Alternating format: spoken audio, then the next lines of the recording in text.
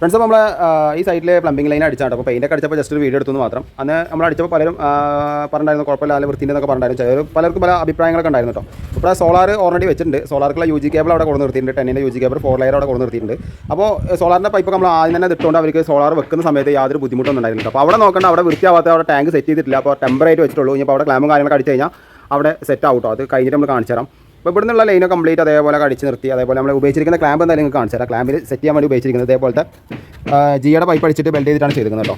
അപ്പോൾ ഇതിങ്ങനെ വെച്ചിട്ട് ചെയ്തിട്ടാണ് കംപ്ലീറ്റ് സെറ്റാക്കി വെച്ചിരിക്കുന്നത്. അപ്പോൾ ഇതിലൊക്കെ ഓരോ സെൽഫ് സ്ക്രൂ വെച്ചിട്ടാണ് കയറ്റി ചെയ്ത് കൊടുക്കുന്നത്. അപ്പോൾ ഒരു കോട്ട് പെയിൻറ്റും കൂടെ അടിച്ച് കഴിഞ്ഞാൽ ഈ ലൈനൊക്കെ പോകും, കറക്റ്റായിട്ട് കിട്ടും കേട്ടോ. അപ്പോൾ ഇതെങ്ങനെ ഉണ്ടെന്ന് ജസ്റ്റ് നിങ്ങൾ കമൻറ്റ് ചെയ്യുക. ഈ കാണുന്ന ഭാഗത്തെ ഒരു ഡോർ കപ്ലിംഗ് വെച്ചിരിക്കുന്നത് എന്താ വെച്ച് കഴിഞ്ഞാൽ, ഡോർ കപ്ലിംഗ് പറഞ്ഞാൽ നമുക്ക് തുറന്നിട്ട് വല്ല ബ്ലോക്കോ കാര്യങ്ങളൊക്കെ ഉണ്ടെങ്കിൽ നമുക്ക് യൂസ് ചെയ്യാൻ വേണ്ടിയിട്ടാണ് അങ്ങനെ വെച്ചിട്ട് കേട്ടോ. അപ്പോൾ ഇത് നമ്മൾ ഇപ്പോൾ ഇത് നടക്കുന്ന 4ാമത്തെ സൈറ്റിലാണ് ഈ ക്ലാമ്പ് വെച്ചിട്ട് നമ്മൾ സെറ്റ് ചെയ്തിട്ട് ചെയ്യുന്നത് കേട്ടോ. അപ്പോൾ എന്തായാലും അഭിപ്രായം മറക്കാതെ കമൻറ്റ് ചെയ്യാം.